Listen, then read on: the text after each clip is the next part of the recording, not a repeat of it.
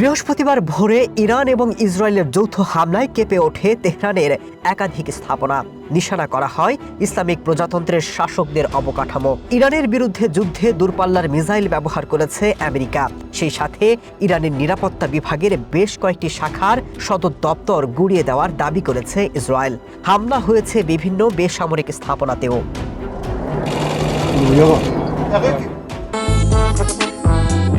যদি চাও টেস্ট, স্বাদ টমেটো সসই বেস্ট।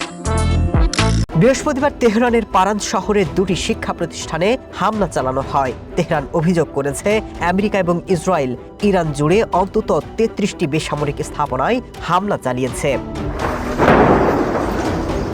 ইরানের পাশাপাশি লেবাননে ইসরায়েলের হামলা অব্যাহত রয়েছে। লেবাননের রাজধানী বৈরুতের দক্ষিণাঞ্চলে হিজবুল্লাহর শক্ত ঘাঁটিতে বৃহস্পতিবার ভোরে বিমান হামলা হয়। এতে অন্তত ৩ জন নিহত হয়েছেন বলে জানিয়েছে লেবাননের স্বাস্থ্য মন্ত্রণালয়। দেশটিতে মোট নিহত হয়েছেন ৭৭ জন। সংঘাতের কারণে বাস্তুচ্যুত হয়েছেন ৮৩,০০০-এর বেশি মানুষ। আমেরিকা এবং ইসরায়েলের হামলার জবাবে ইসরায়েল এবং মধ্যপ্রাচ্যের বিভিন্ন দেশে থাকা আমেরিকান ঘাঁটিতে ১৯ বার হামলা করেছে তেহরান। বৃহস্পতিবার আইআরজিসি দাবি করেছে কুয়েত, বাহরাইন, আরব আমিরাতের ২০টি আমেরিকান সামরিক ঘাঁটিতে আঘাত হেনেছে তারা, যাতে ব্যাপক ক্ষয়ক্ষতিও হয়েছে। আরব আমিরাত বলছে ইরানের ছোড়া একটি ড্রোন এবং ৬টি ক্ষেপণাস্ত্র দেশটির ভেতরে পড়েছে। আবুধাবিতে একটি ড্রোন ভূপাতিত করার পর এর ধ্বংসাবশেষ নিচে পড়লে ৬ জন আহত হন। কুয়েতে আমেরিকান সেনাবাহিনীর উপর আবারও হামলা চালিয়েছে ইরান। এবার ব্যবহার করা হয়েছে আত্মঘাতী ড্রোন।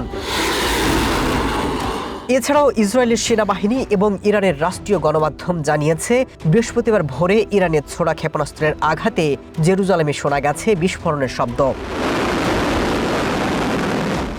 ইরান জানিয়েছে তারা ইরাকের কুর্দিস্তানে কুর্দি বাহিনীর একটি সদর দপ্তরে ৩টি ক্ষেপণাস্ত্র নিক্ষেপ করে। এছাড়া হরমুজ প্রণালী অনেকটাই তাদের নিয়ন্ত্রণে রয়েছে। Masud Rana, one international desk.